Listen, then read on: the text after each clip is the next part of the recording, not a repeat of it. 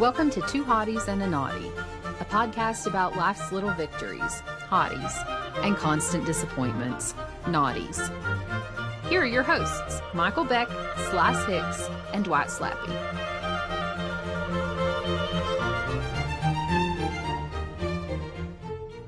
Hello, everybody. Welcome to Two Hotties and a Naughty. I'm Hicks. I'm Dwight Slappe. And I'm Michael Beck. Guys, I'm feeling kind of nostalgic these days, you know? Just remembering the good old days. You guys remember the good old days? When were those? No. Oh, you know, when back in the days when kids fell down wells, walls were being torn down, and, Pepsi was crystal clear, you know? Those were the good old days in my book, you know? And just thinking about it, you know, now here we are, we find ourselves in our mid-40s and, you know, just thinking about whenever I was a wee lad and I had heard all about, you know, sock hops and those wonderful things. I was raised by my grandparents. But all those great things. I was like, well, whatever, you know, this is the now.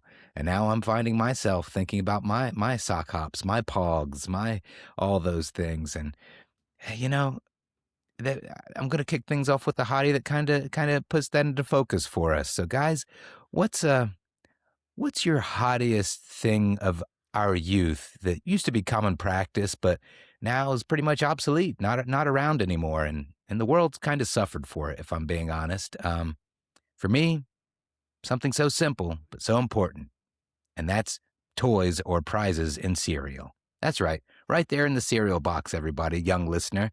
They used to treat us, wine and dine us, put little cars, little sticky guys that would stick to the wall and come down slowly doing flips, end over end, maybe even a spoon, your beloved favorite superhero spoon, and that would be your go-to spoon, or a crazy, zany straw. That's right. This was all right inside of your cereal box, waiting for you like a buried treasure to be had, as long as your sibling didn't get there before you.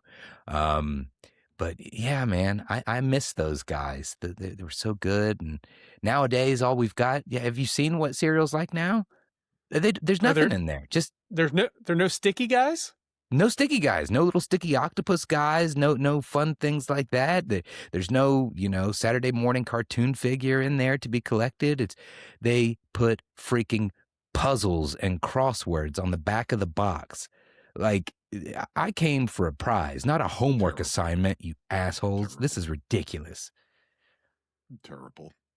It is. Is it for kids anymore? Because that sounds like it's for me. Because every morning I get up and I play Wordle and I play Connections and I play Strands. Maybe you're onto something. Maybe they just didn't want to lose. I also this week bought some Lucky Charms. Oh no. 46-year-old man wanted some Lucky Charms. Get him a mouth. Oh man. Yeah, maybe I'm looking at this wrong. Maybe they just evolved with us and they wanted to keep their core demographic, us, kids of the 80s and 90s, and just said, you know what? They don't want those little plastic guys anymore. They want their crosswords. They want their brain teasers on the back of these boxes. These aren't really for kids. They're just still for us. Maybe I've looked at this all wrong. Leanne sent me an article yesterday. I'm trying to find it now. That Kellogg is going to start putting toys in their cereals again. I'm glid you brought that up. I was going to bring that up too. Yeah. Okay, go ahead. Yeah. Because I had been thinking about, this was a topic that I'd wanted to do for a couple of months. And then I just happened to see on my feed, they're doing it. Those crazy bastards at Kellogg's are bringing back spoons that are actually a twofer as they're spoons, but they're also characters from Toy Story. So I'm really excited to see that. Maybe this world is going to get back on track, and that's where we start with these Toy Story spoons. So children play with the spoons? I don't, or they use the spoon to eat the cereal, I guess. Hey, Slice, listen to Mr. I Grew Up Middle Class. He's never played with a spoon. God, this guy had real toys like remote controlled cars and things like that. Sometimes a spoon's all you have, Beck. Sometimes a spoon's your best friend. Every box of cereal my father bought had that entire G.I. Joe aircraft carrier in it. God, like every time we got a new box of cereal. I bet his cereal was also name brand too. Freaking jerk. It was name brand, yeah. We could only eat Kick. We couldn't afford Kicks. We ate Kick. I just had Charms. They weren't even lucky. They were just Charms. Some of them would curse you. You would be cursed by your own cereal. There was a monkey's paw. That was the toy in my cereal. Yeah, well, fair. What about you, Dwight? What's something you miss and wish they'd bring back? Well, this is well tread upon territory, but and I think it'd be healthy for children. Well, it'd be healthy for most children to just be not parented all the time. Is that the right word? Just to disappear for long periods of the day. I'm talking about Tell me more. Starting out when you're like 7 or 8. You disappear for the entire day and don't check back in with your parents. I have fond memories of my friends getting off the school bus and me wanting to hang out more with my friends and just getting off the bus 2 miles from my house and hanging out and then walking home, or hopping on my bike and just going several miles away, hoping to run into my friends. No real strategy, just going street to street, seeing if I know anyone, knocking on a door. Can you imagine children today having to knock on a door or talk to a parent or answer a goddamn phone or make a phone call? Oh, man. I don't like to do most of those things now. Right, but out of necessity, we had to do it. Yeah, it was. Oh, and when you're a kid, it was exciting to get a phone call. Oh, the phone is for you. Yeah. Right. There was a sweet wiffle ball game 2 miles from my house in an empty lot next to a church. And if you were bored on a Saturday, you would just go. And eventually, 5 other guys would show up. And then we had a wiffle ball game. It was great. That's something I miss the hell out of wiffle ball. You know, you never. When's the last time you saw a kid play wiffle ball? It's got to be happening because I still see the equipment. Right. It's Five Below is your leading retailer for wiffle ball equipment, from what I can tell. Well, those are still from the 90s. Like that's just inventory from Kmart. When Kmart shut down, Five Below took all those in. So they're just still left over. They can't, legally, they can't put them in landfills because of the materials. So it's still just the same stuff. Five Below's just a shadow hex? Yep. Shadow Hex. That's exactly it. This amalgamation of Hills, Hex, Hearts, and Kmart all in one. That's Five Below. Ames, yes. Shout out Ames. So I thought that Five Below was like a children's clothing store. Apparently not. They sell other stuff too. They sell mostly other stuff. Array. Yeah. Okay. I think we just discovered something, though. That's Five Below is not about the price. It's about those 5 dead stores. They're Five Below now. That's what it is. It's them. They have formed it. Reaching the up from Infinity hell. Gauntlet. Right. It's Walmart's Infinity Stones, all the businesses they took out.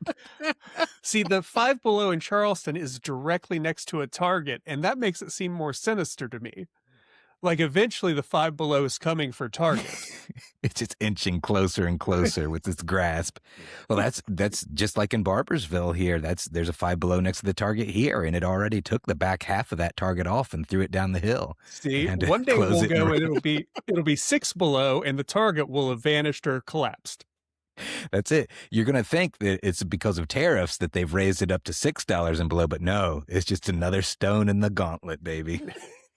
So wait, so Five Below is owned by Walmart? That wasn't a joke. It's No, that's No, I just no. made that up. That's Oh, you it's just made it's that a up. conspiracy Oh, okay. theory that I'm I'm making up sorry. now. You know that the last time I interacted with a small child was like 2022. So I really know nothing of them or their culture.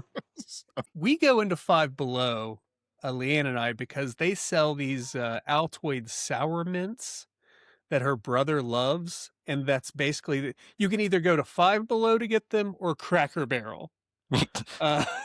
So Ooh, it's real Sophie's choice there. right. So for his birthday or Christmas, she always likes to throw in a couple of tins of these mints, and it is like Lord of the Flies in there.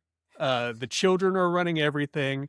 If you see an adult, they are so exasperated. They're close to hyperventilating. I can't believe there just isn't like a corral outside for parents to wander around as the kids go fucking nuts in Five Below. Beck, what about you? What's something that you'd love to bring back? And don't say hula hoops. Well, so the thing that I would love to bring back is I don't know if you remember when you were a boy and would go on a trip with a grown up, maybe your dad or an uncle. Even though canonically on the show we know that all uncles are evil, sometimes they take you on fun trips. Remember when grown men never wore seatbelts? And like by the 90s, everyone understood. Oh yeah. These seatbelts will save thousands of lives a year. But no, I can't wear a seatbelt. That's I don't know, emasculating or Yeah. something that children did, or just something that was new and unnecessary, they thought, in the car. I don't know. But yeah, it used to be very common for grown-ass men to get into a car, not put on the seatbelt, and then drive while the car was beeping at them to put their seatbelt on. And just no, it's this system is better. It's better for me to not put on this zero effort safety device.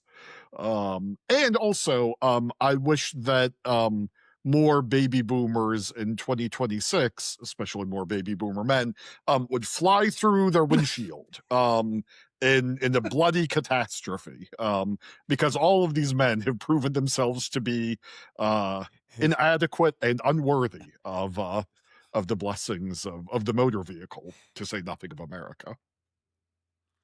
To this day, I will get in my car and with my dad, and that thing will beep and beep and beep, and he'll rely on, he knows that, his hearing's going. So he uses that as an excuse why he's not, oh, I forgot. Bullshit. This has happened over and over and over again. And if both my parents are in the car,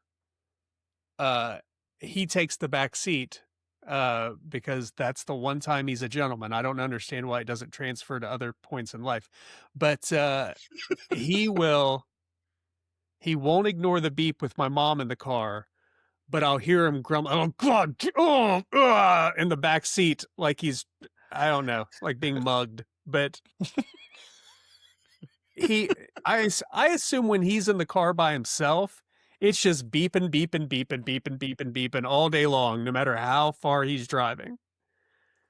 Which, I mean, explains a lot about his mental health, I think. I also don't understand why your dad insists on driving everywhere in full reverse. Like, he don't put that car in drive. That's how they get you.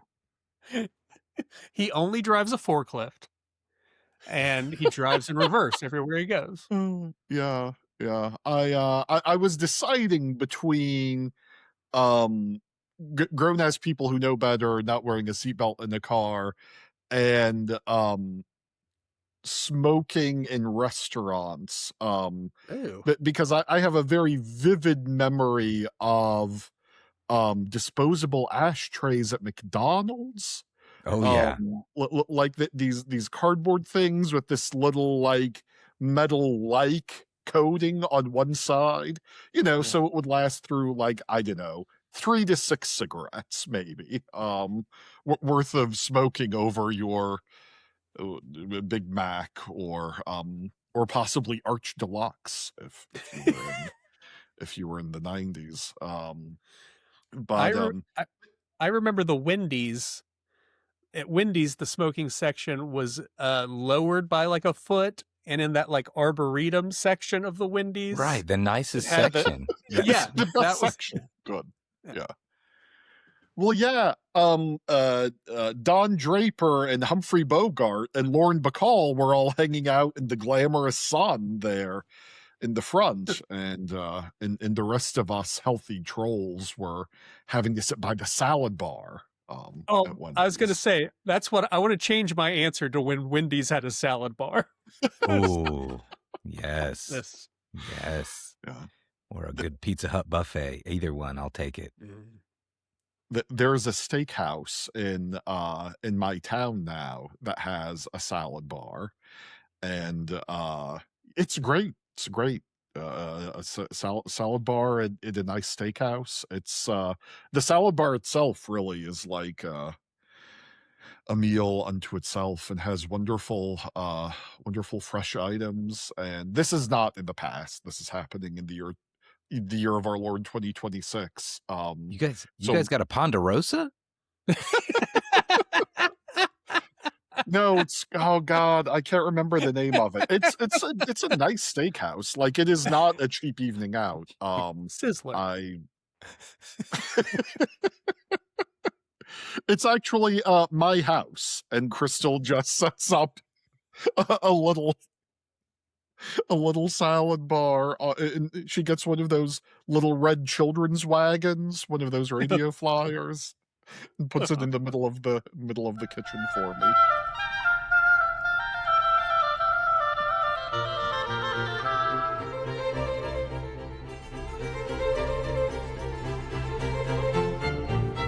Guys, I was at Lowe's yesterday to buy a rubber mallet to put together some shelving here at Leanne's house.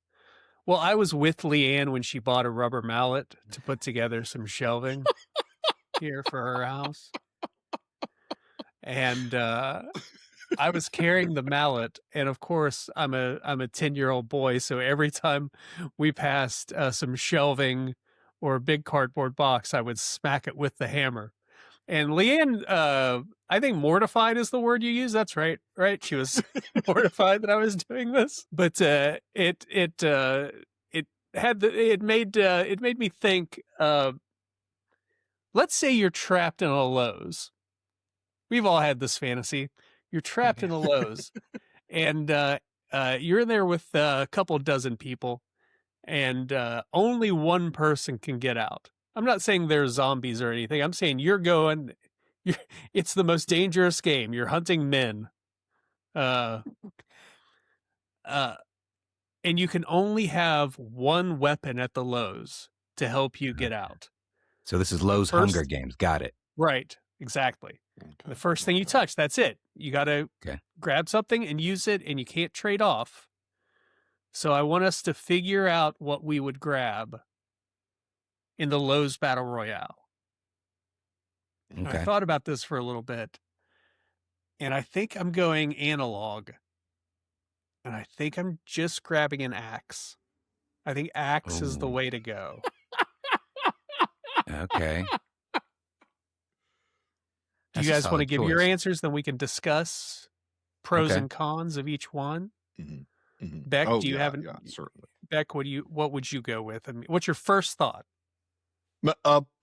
My legitimate first thought is the telephone, so I can call the army to come and rescue me. Phone lines have been cut, man. Cell towers are down. Oh no. Oh no. Then the next thing is probably depending on what sort of Lowe's we're dealing with. Also, generally these days when we go to Lowe's, my wife and I are the kind of monster who brings our dog with us to Lowe's. So does that mean that Coco is with me, or like has some sort of She's against you. complicated plot situation happen where Coco is not with me? Your She's your against you. competitors, yeah, well, or your competitors have already eaten Coco for sustenance, so that they have the Oh, advantage on no. you. Oh, I think no. Coco Okay. was more decisive, made her choice, has her weapon, and is now preparing for battle. Coco has sloughed me off and is leapt into the battle royale. Okay, I gotcha. I think probably a riding lawnmower then for me. Okay. All right. Yeah. Slice, what about you? Oh man, my first thought was I'm going to get a nail gun, a battery-powered nail gun. That was my, I thought, well, first let's talk about riding lawnmower. Is this is an Austin Powers steamroller situation that you're hoping to get into. You're hoping someone is tripped or has been maimed by someone else, and you're just going to finish them off? I was actually thinking I could use it to flee, possibly. Okay. Sort of just, like crash through the main gate, which I assume has been barricaded by various enemies somehow. Right. And obviously, if people stood in my way, there'd be some collateral damage there. But I think, and I definitely won one of the riding mowers with these kind The of zero turn. You got to have the zero turn. Yes, zero Absolutely. turn. There we go. Now, Yeah. what model? Because there's only one correct choice. What brand of mower would you ride on? I gotta know. Team. So we live in a world where I have preferences about brand of mower. Well, yes. Okay. You got it. There's an intimidation factor. Okay, spoiler, it's Bad Boy. There is a brand called Bad Boy Mowers. They actually sponsor a college football bowl game, the Bad Boy Mowers Bowl. But if you're riding around, see, I'm not scared. If you're on a green John Deere, I'm like, well, that's a classic look, but you're not intimidating me. But if you're on that bright orange Bad Boy mower, man, I'm not messing with you. I'm taking my nail gun to the other side of Lowe's, waiting in plumbing for you. I'm going to snipe you from the bathtubs. We have to take a sidebar here. What the fuck colleges had to play in the Bad Boy riding lawnmower? The Marshall Thundering Herd have played in the Bad Boy Mowers Bowl at least once or twice, I think. Oh no, my august alma mater has disgraced itself. All right. Yeah. It's covered in spikes, the Bad Boy mower, and it also shoots fireworks as you go mowing the. Yeah, I think pretty clearly I would be prying a lawnmower out of a huge wooden crate labeled Acme Corporation on it with a crowbar. Yeah. I think you would have to attach like a cow catcher to it. You'd have to do some welding, maybe. Yeah. Really mow some welding. people down. Yeah. It's going to take some time. You got to hope that no one comes back to the section where you're doing the welding and everything, trying to get it ready for it, and catches you off guard. But I mean, it's a risk-reward scenario. So, well, who among us in a battle royale situation in the past has not had to do some light welding? That just good point. It comes with the happens territory. Yeah. When I chose axe, I thought about nail gun. I seriously did for a while, because we were passing, when I thought about this, when I came up with this thought exercise, we were passing the nail guns. I was like, yeah, this is all right. Yeah, we could do some with these. But then you've got to have power. You got to rely on the battery. You've got to have ammo. mm-hmm. And it's kind of loud. right? Well, that's again intimidation factor. So, I mean, I get it, but I've got the range. I'm gonna absolutely make sure I have that, 15 amp hour battery, so it's gonna last for a while. Not like a little 4 amp hour. No, no, no, no, no. And I'm getting a full magazine of those whatever are the beefiest looking nails, and I'm going around. You said a couple dozen people. So now, if this was 100 people, I would have changed my answer and gone a little more, analog myself. But if I'm 24 people, I can do that work with that 15 amp hour and a full mag of these nails. Light work. Plus, I figure some of them are going to take each other out too. So, yeah. And they're going to be running from hearing ka-chunk, ka-chunk, and people's screams when they get like hit in the eye with a nail gun. Then. And you're not concerned about the nail gun jamming or overheating? That's another thing.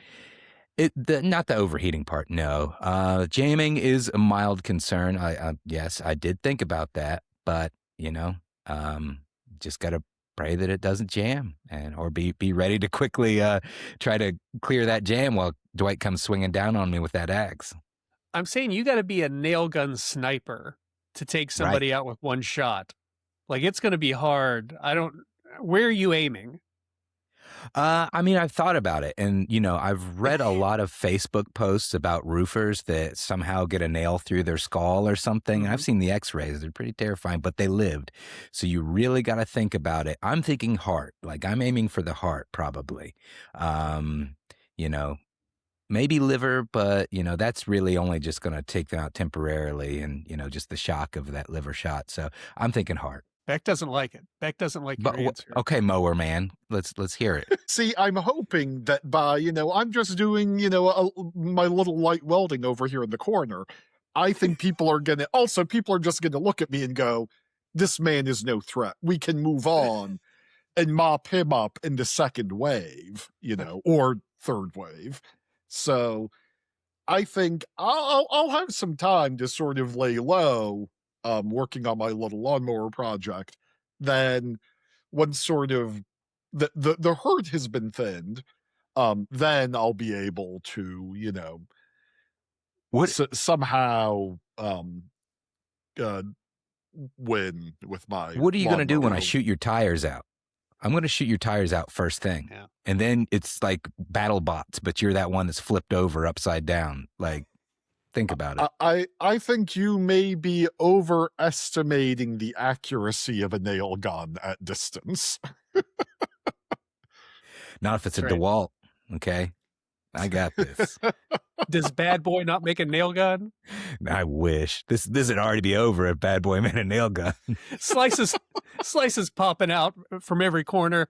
And he's got a DeWalt, but he's got a piece of tape over the logo, and it just says Bad Boy now. That's right. He's rebranded it.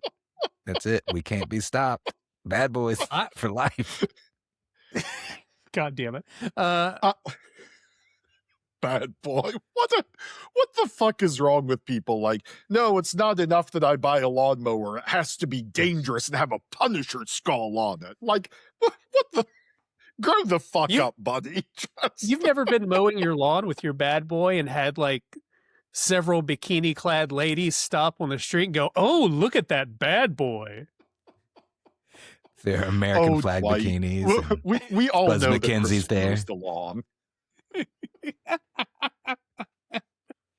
I'm sticking with the axe. I think because if there's one thing that I bring to a fight, it's stealthiness. I can move silently like a ninja. So the axe doesn't bring any unwanted attention. I just there, of course I always have my crossbody bag, so I just put it on my back like I'm Leonardo and the Ninja Turtles with the sword. So I'm glad none of us, I thought one of us would fall for the chainsaw No. folly. And it's just, you're just drawing so much attention to yourself. Mm-hmm. That thing can come off the chain. You got to hang in there with somebody with a chainsaw. It's not going to do an immediate kill, I don't think. Right. And if the chain comes off, that chain can come off really easily. And plus, you want to talk about a real battery suck right there. And well, if it's a gas-powered one, where's the gas? It doesn't come with gas in it. So yeah, terrible choice, chainsaw. Yeah, and you're drawing attention to yourself, and you're loudly announcing to everyone else in the battle royale, I am the sort of asshole who goes straight for the chainsaw. So, like, clearly this person has to be destroyed immediately. My backup was like a 6-foot piece of rebar, just a classic, keep the distance still, can use it Donatello style and just, could waylay somebody. But yeah. Slice, you're presaging the ultimate end stage of my riding mower, which is going to be getting a piece of rebar or a piece of lumber that I put a spike at the end of and using it as like a jousting lance. And running down people on the lawnmower that way. Now I like this mower idea. I do. Yeah, if we were to put in some prep time, the more prep time Beck gets, the more I like the lawnmower. Mm-hmm. Mm-hmm. Yeah. Like if you could what would be great since you have that pivoting lawnmower is if you just got some saw blades on a chain and just started swinging them around as you just pivoted. Then he really becomes a battle bot. This is amazing. The Beck battle bot. Yes, Battle Beck. Yeah. Well, until I get dizzy and pass out. Falls off and just mows himself. I was going to say, there's zero chance of Beck hurting himself in this situation.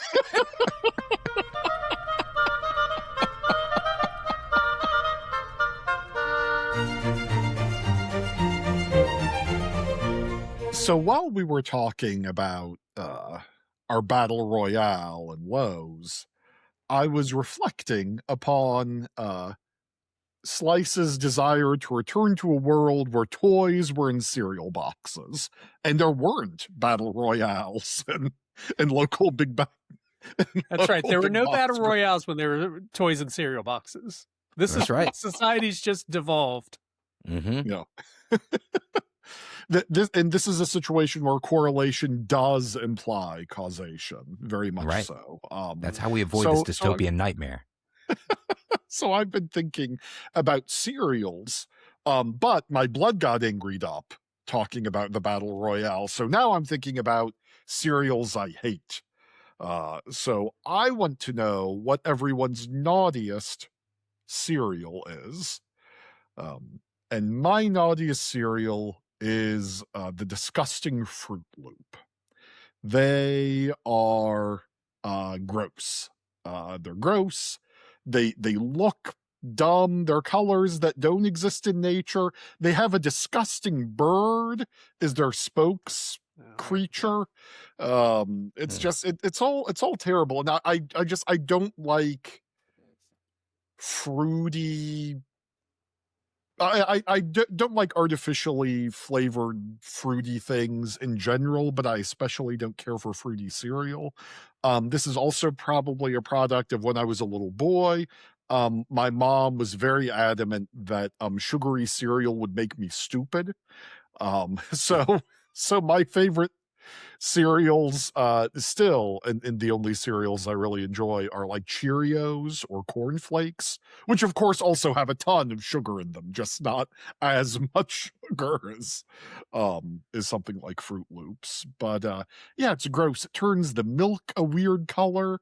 I remember being at a friend's house and having to sort of power through a bowl of Fruit Loops because that was I'm breakfast. so sorry. Are you okay? What a horrible childhood. Are you all right? I did. I wondered how do these people live like this? These people. Do you hear that, these Slice? Dullards. Yeah, these dullards who've been dumbed by the dye and the sugar. Whoa. They should be grateful. I consider them a peer in my species based on the kind of shit they're eating over there. Beck's over here like, Nathan, I'll save you, and pulls out a handful of grape nuts from his pocket and shoves it down his friend's throat. Here, come back to me, Nathan. Come back, let me heal you. Also, grape nuts are great. Pour some grape nuts in a bowl. How did I know? Pour some milk over them, walk away, come back a couple hours later. Delicious. And Beck's just like, oh no, thank you, no frosting on my wheat squares. Yeah. Shredded wheats. I was going to say that was the most passive aggressive attack on Slice and I of this podcast's history, but I don't think it was that passive aggressive. I think it was just aggressive. Not at all. Yeah. Yeah, the story about Fruit Loops, Dwight, was the last time I was at your house. Battle Royale's got them all riled up.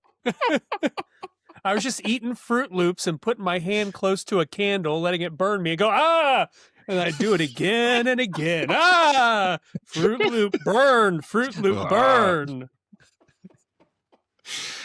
All while doing the crossword puzzle on the back of the crossword puzzle, doing the word search on the back of the Fruit Loop box. There we go. And I'm just drawing a straight line through the maze, even through the walls and everything. Yeah. I made it. More cereal. I found butt. Butt. It's right there in the word search. Butt. I had to draw a T. Close enough.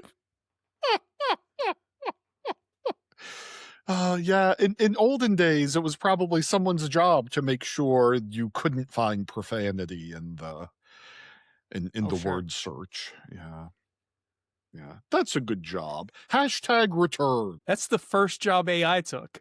Was that guy's job? Weird search or word search sensors.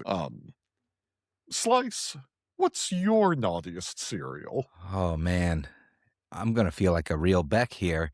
This is a hot take, unpopular opinion too, and I feel bad now because Dwight, you just mentioned them earlier in the episode, but I fucking cannot stand Lucky Charms. I can't. I don't. I know. Yes. The thing that makes me mad about them is like you got so much just filler. It just those little turd things that not the marshmallows. Those are gross. Right. You're those reverse guys, Becking. This is a reverse Beck. right. See, I'm trying to save some face here, Okay. but those guys, like, okay, why? And I've noticed that there's the marshmallow count is less and less and less. Naturally, I know they're just trying to make a profit, but still, it's like, whenever it's like, those are the unlucky charms, the cursed charms right there. Those guys, they taste bad. You got to sift around. It's like, oh, I got a marshmallow. But then if you have like a sibling or something, someone else, or kids, for example, my kids will go through and they're going to get all the marshmallows. And then all I've got is a big bowl of shit and sawdust. Those things suck. I want something that really commits to it. Give me Fruity Pebbles because it's just God's splendor right there, just in my bowl. I don't have to dig around. I don't have to worry about it being balanced. It's already done for me. The guesswork gone. Let me eat it all up, slurp up my delicious fruit milk. And well, I'm lactose intolerant now, but I can live it. Maybe some almonds. Almond fruit. I don't know. Almond fruit milk doesn't sound too great, actually. Fairlife, man. Fairlife's the way to go. Okay. Let me tell you the mental gymnastics I do, Slice, because of course I love Fruity Pebbles more than I love Lucky Charms. But those little shit pieces are how I justify buying them. I'm like, well, okay. It's healthy. Yeah. Yeah. So you're responsible. Least, right. Yep. At least it's not all marshmallows. Right. There are pieces as good, I assume, as Cheerios in there. Yep. You're health conscious. I get it. That makes sense. I'm just up there, fist deep in the box of some Pebbles, and I can't help myself. Fruity Pebbles is the best cereal. Oh, hands down. It's no brainer. I know this will go against everything in Beck's soul, but Fruity Pebbles are the best. Oh yeah. And you can Beck, do have you had Fruity Pebbles? I don't have a specific memory of having Fruity Pebbles. A lot of these cereals I did try at some point in like high school or college once I sort of got old enough to, I can throw off the shackles of my repressive childhood. But at least on in terms of cereal, my parents were right to sort of Handmaid's Tale me away from Oh, Beck was in college during his experimental phase. He was like, "Ooh, what is this? A silly rabbit? Tricks are for kids, huh? We'll find out about that." That's what Beck's mom meant when she said he'd end up turning tricks if he ate sugary cereal. No, I'm also impressed that we went through a whole little mini segment talking about Lucky Charms and managed to not insult the Irish. So that's There's still my time. my ancestors are It's not grateful. over yet. Dwight, what is your naughtiest cereal? Shredded wheat. Shredded wheat's gross. I don't care if it has the frosting on it or not. The texture's gross. If you don't want to talk about gross milk, like once all the shredded wheat's broken up and they're just like strings of The like, pulp. just Yeah. disgusting, whatever. Mhm. Yeah.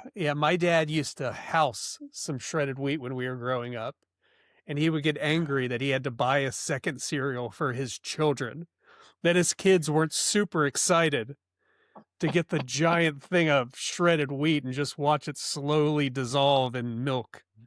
I'm a big texture guy, and the texture is terrible on shredded wheat. Do they still make shredded wheat? Because I'm not actively looking for it at a store. I assume they do. They do. Now they have like blueberry and strawberry flavored like frosting on the shredded wheat too. They're really trying to like spice it up. It's still attached to the shredded wheat, though. It's they Right. didn't make it. Yeah. They didn't put it on marshmallows, so dummies. It's not on a flake or a ball of some sort, Right. or whatever the fuck a Captain Crunch is. It's Ooh. still on that boat of sadness that a shredded wheat or wheat bits, or I don't know what's worse, the little bits or the giant wheat. You get brick. I guess a brick is what we're calling the it. big brick. Yeah, The bricks are the I worst. think I would call it a brick. I don't. The bricks are the worst because you're basically giving in and acknowledging I'm waiting for you to dissolve and turn into mush in this cereal because I'm not gonna I can't really chip through unless I get a pickaxe out here to break up these little strands of, we call them hay bales because that's what they look and taste like in my opinion. Yeah. So, yeah, terrible. No, it's first of all, it's fun. It's fun when you have the full size shredded wheat. Like it's fun when it gets to the point where you can break it up now. It puts a lot of delicious fiber in your milk, which is what everyone Exactly is what I always want in my looking milk. forward to. Fiber. Yeah. Keep me regular. I of course enjoy shredded wheat. And it's also my father's favorite cereal. So Now, do you prefer the big guy or the little guys? Yeah. I think I'm actually kind of agnostic. I might prefer the big guys just because that makes it even more of a different kind of experience. And like novelty is fun and Now, in do you cuisine. do you get the frosted kind, or do you just raw dog that shredded wheat? Generally the frosted kind. So frosted shredded wheat is one of my only concessions to a more sugary cereal. And I should also say it has been years since I've had a bowl of cereal of any kind. But if I would have shredded wheat, like some frosted shredded wheat. Yeah, it's good. Living on the edge, Michael Beck. Living on the edge. Cereals typically don't have toys anymore, but I looked at the bottom of a box of shredded wheat, and it came with a starter kit, so I could write my will. Cyanide capsule inside. End it now. You have nothing left to look forward to if you enjoy this cereal. At the bottom was just a single bullet. See, there's